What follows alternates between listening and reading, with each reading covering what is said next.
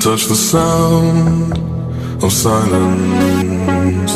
and in the naked light I saw